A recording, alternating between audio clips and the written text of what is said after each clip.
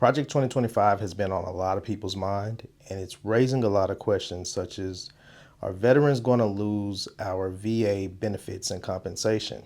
Also, what input has Donald Trump had on Project 2025? So I'm going to answer all of those questions in this video, so stay tuned. What's up, veterans? VA Disability Guy here, back again, and this is a video that you will want to watch until the very end. Recently, I did a poll and I asked you all what you wanted first, the good news or the bad news when it came to Project 2025. I'm going to be giving you both in this video, starting with the bad news, since that's what you wanted. But before we get into the video, as always, leave a thumbs up. Matter of fact, stop what you're doing right now and like the video. Leave a thumbs up on the video so that YouTube will push it to other veterans like yourself. If you're not subscribed to the channel, subscribe and hit the notification bell so that whenever I upload videos, you'll be notified. And lastly, if you're struggling to get the VA compensation rating that you deserve and you need more medical evidence, I would highly recommend you check out my journals. I'll link them right up above. There's a black link that'll pop up at the top of the video. Click it and check out the journals. They may help you. I strategically made these checklist style to answer the questions that the VA is going to ask you at your exams. And they're still on sale, by the way. And if you want direct contact with me, feel free to hit me up on my website, thevadisabilityguy.com. But without further ado, let's get into today's video. All right, if you're trying to find the information on Project 2025, the book specifically, you're just going to go to project2025.org. And if you want to find the contents of it, you'll go to menu and policy. And here you will literally see the breakdown of the table of contents. Everything that you need to know about Project 2025 is right here. Now, let's address one of the biggest or most consistent questions that I've seen out here about Project 2025. And that is, what was Donald Trump's involvement in this thing? Like I said, all of the information is here. Each chapter or whatnot is broken down and it tells you who oversaw or wrote each chapter. So let's see. It also shows the contributors. So let's see if we can find Donald's name anywhere on this page. Looks like there is one mention of the name Donald, and it is an individual by the name of Donald Devine. So according to this, there was no involvement by Donald Trump himself. So I guess that solves that question. Now, for those of you that want to see how Project 2025 specifically will impact you as a veteran, what you want to do is scroll down to section 3. All right, now feel free to read all of this if you see fit, but section 3 is the general welfare. And if you go to chapter 20, you'll see Department of Veteran Affairs, which was, I guess, written or overseen by Brooks D. Tucker. If you click on it, it's going to open up that specific chapter for you.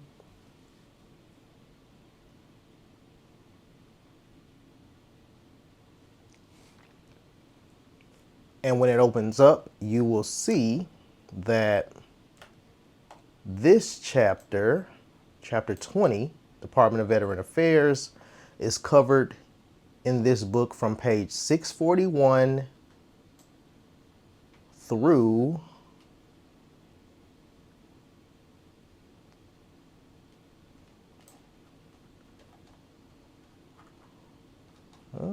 roughly page 654, so about 13 pages, I guess.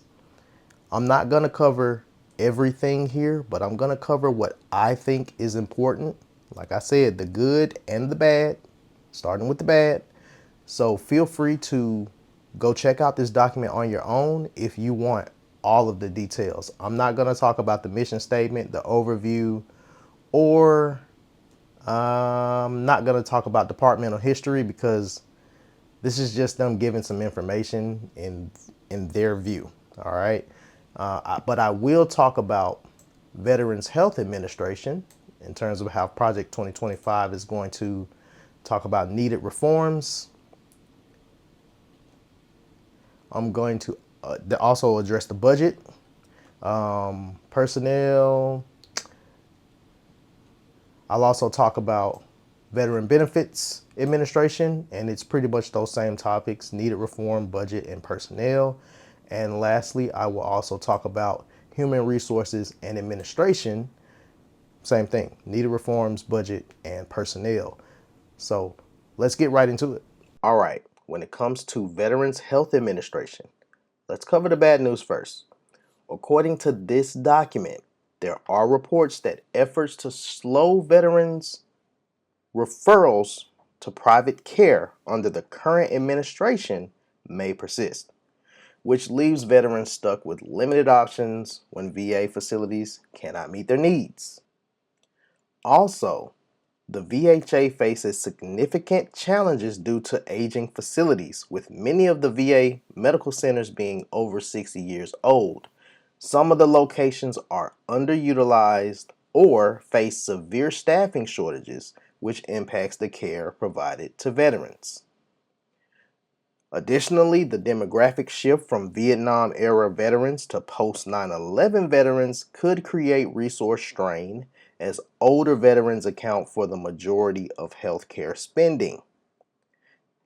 And lastly, the proposal to increase provider workload to approximately 19 patients per day, compared to the current average of 6 in some facilities, may reduce delays, but it could risk provider burnout and affect care quality. So, that is what I think could be considered the bad news for Veterans Health Administration. Now, let's get to the good news.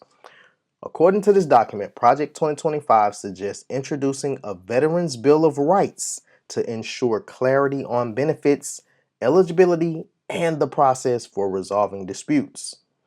You all don't know how many questions I get about how to resolve disputes, and this could empower veterans to better understand their entitlements. Additionally, an education program for veterans will provide clear information about their health care options within the VA system, making it easier for veterans to navigate available services. Also, proposals to expand community-based outpatient clinics and pilot shared facility partnerships with local healthcare providers could reduce costs and improve access. Furthermore, the initiative also emphasizes increased transparency, suggesting the VA publicly report metrics like quality of care, patient experience, and cost effectiveness. This could hold the system accountable for continuous improvement. And lastly, investments in telehealth and broadband services could be a game changer for rural veterans, ensuring they have access to care even in remote locations. Now, let's move on to Veterans Benefits Administration.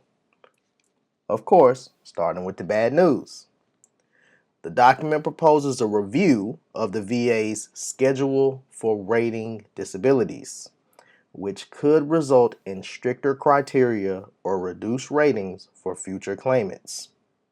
While this may cut cost, it raises serious concern for veterans who haven't yet filed their claims. Existing claimants would likely be grandfathered in, meaning their current ratings would remain unchanged or only partially revised. That could be some really bad news for all of us. But most importantly, it could be extremely bad news for those of you that have not filed your claims. So, if you're suffering from any or all of the disabilities you see on your screen, like I do, and you're looking for a way to tighten that medical evidence, then I recommend you check out my journals. All right, I made these, they're quick checklist style. They have exactly what the VA is looking for in them. So if that's something you're interested in, click the link above or below to get my journals off my website. Also, for those of you that desire that one-on-one interaction with me, feel free to become a member on my website, thevadisabilityguy.com, and we can communicate with each other, whether that be through emails or through phone calls.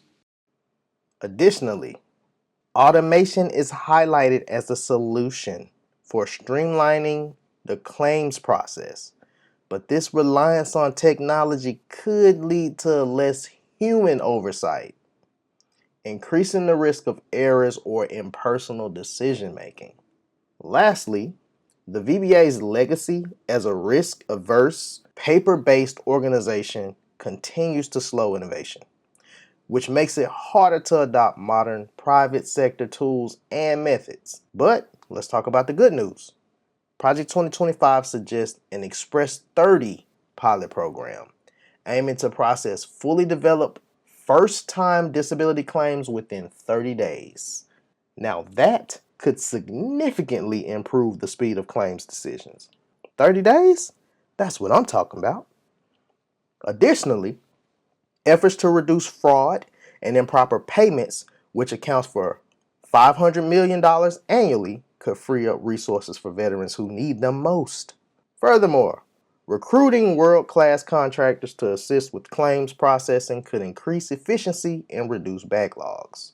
And lastly, there's also a focus on improving mental health services by addressing staffing deficiencies in high-demand areas such as social workers, therapists, and psychiatrists, meaning a heavier focus on those specific areas, which, if you all don't know, if you got mental health disabilities, those are usually pretty good percentages for a lot of people's ratings.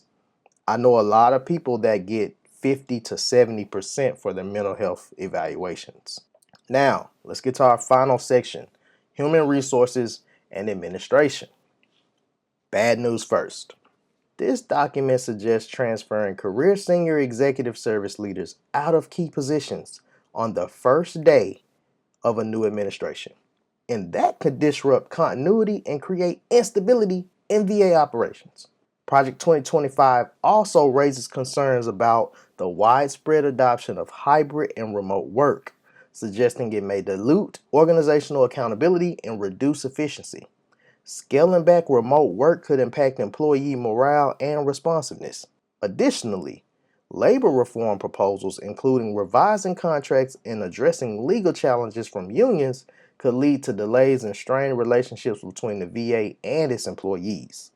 And lastly, the proposal to sunset the Office of Accountability and Whistleblowers Protection could reduce redundancy, but it might also limit oversight and transparency in handling whistleblower claims and employee accountability. Now, the good news. Investing in a modern human resources information technology system, it is a priority, which could improve hiring practices, streamline personnel management, and address inefficiencies. Additionally, expanding pay and benefits for IT, cyber, and other critical fields could help the VA compete with the private sector, ensuring it attracts and retains top talent. Also, renewed emphasis on hiring veterans and military spouses could reinforce a workforce that understands the unique needs of those it serves. And lastly, leadership training is emphasized as the way to create an energized workplace culture, which means senior leaders who excel at promoting a productive environment will be recognized and rewarded. All right, folks, what do you think about Project 2025? Do you think that 30-day turnaround is going to be a good thing for us? Or do you think it's going to cause examiners to rush the rating process, which also may not be a good thing? I don't know. Let me know what your thoughts are. Also, do you think Donald Trump is going to usher in Project 2025? Will he actually be on board with it? Let me know in the comments. And as always, take care of yourselves, take care of those around you, and I'll catch you all in the next video. Peace.